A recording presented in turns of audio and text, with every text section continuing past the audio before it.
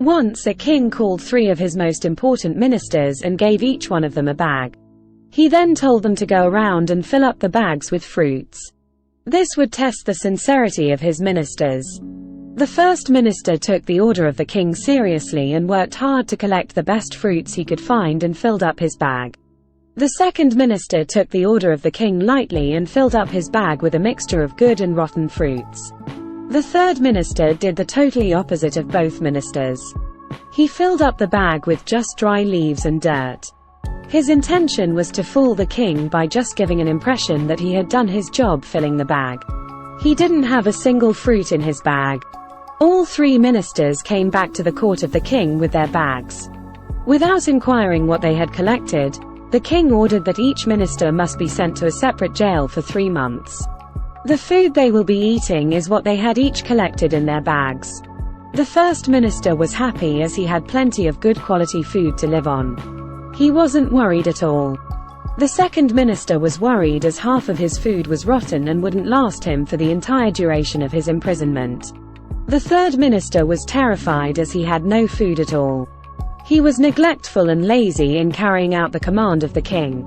Moral of the story: each one of us is like one of the ministers above. We have all been given a book which we need to fill with good deeds for use in the hereafter. Some of us will be sincere and will collect plenty of good deeds. Others will live like the remaining 2 ministers who will have a mixture of good and bad deeds, while some will totally neglect their duty and waste their life by committing sins day and night. On the day of judgment, we will be responsible for what we have done. Let's be like the first minister who took things seriously and had nothing to worry about in the end. Indeed, the story can be interpreted as a moral lesson about the importance of accumulating good deeds and living a sincere and righteous life.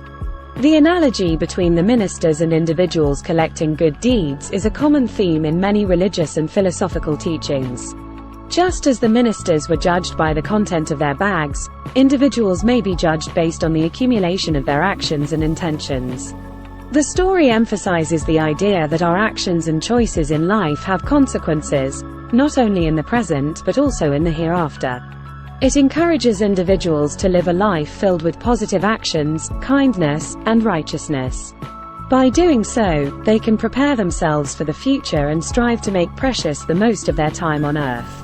Ultimately, the moral of the story serves as a reminder to be mindful of our actions and their long-term effects, aiming to fill our metaphorical bags with good deeds that will stand us in good stead in whatever spiritual or ethical framework one believes in.